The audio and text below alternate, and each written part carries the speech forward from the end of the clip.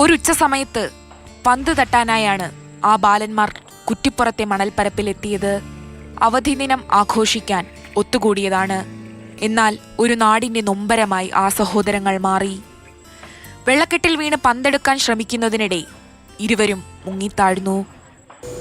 ആ കുടുംബത്തിന്റെ താങ്ങും തണലും പ്രതീക്ഷയും ആയുറായിരുന്നു. ആ പ്രതീക്ഷയാണ് ഞായറാഴ്ച ഫുട്ബോൾ കളിക്കുന്നതിന് വേണ്ടി ഭാരതപ്പുഴയിൽ പോയി ഭാരതപ്പുഴയിൽ മണലെടുത്തതോ അല്ലെങ്കിൽ പ്രകൃത്യ രൂപപ്പെട്ടതോ ആയ ഒരു കുഴിയിൽ ഒടുങ്ങിത്തീർന്നത്. ഇനിയൊരു മരണവും പുഴയിലെ വെള്ളത്തിൽ മുങ്ങിയുണ്ടാവരുത്. ഉണ്ടായിരുന്ന കുട്ടികൾ ബഹളം വെച്ചെങ്കിലും സമീപത്ത് ആരും ഉണ്ടായിരുന്നില്ല. പുഴയിൽ മീൻ പിടിച്ചുകൊണ്ടിരുന്ന രണ്ടുപേരെത്തിയാണ് ഇരുവരെയും പുറത്തെടുക്കുന്നത്. അയൂർ സംഭവ സ്ഥലത്തു വെച്ച് തന്നെ മരിച്ചിരുന്നു.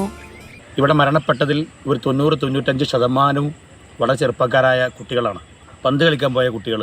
ഇവിടെ പന്ത് എങ്ങാണ്ട് ചെറിയൊരു വെള്ളത്തേക്ക് പോയെന്ന് അറിഞ്ഞപ്പോൾ അറിയാതെ, അവർക്ക് അറിയില്ലായിരുന്നു അവിടെ കുഴിയാണ് ചുഴിയാന്ന് അറിയില്ലായിരുന്നു. 2 പേര്, 2 ചെറുപ്പക്കാരെ കുട്ടികൾ, 12, 13, 14 വയസ്സിലെ കുട്ടികളാണ് 2 പേര് മരണപ്പെട്ടത്. അപ്പം അത്തരം അപകടങ്ങൾ ഇവിടെ നിരന്തരം ഒളിഞ്ഞിരിക്കുന്നുണ്ട് ഭാരതപ്പുഴയിൽ. സഹപാഠികൾക്കും കൂട്ടുകാർക്കും ഇപ്പോഴും പ്രിയ കൂട്ടുകാരുടെ വേർപാട് ഉൾക്കൊള്ളാനായിട്ടില്ല.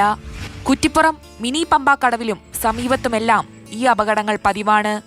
കുറച്ചു ദിവസങ്ങൾക്ക് മുൻപ് ചങ്ങരംകുളത്ത് സഹോദരങ്ങൾ കുളത്തിൽ മുങ്ങി മരിച്ചിരുന്നു.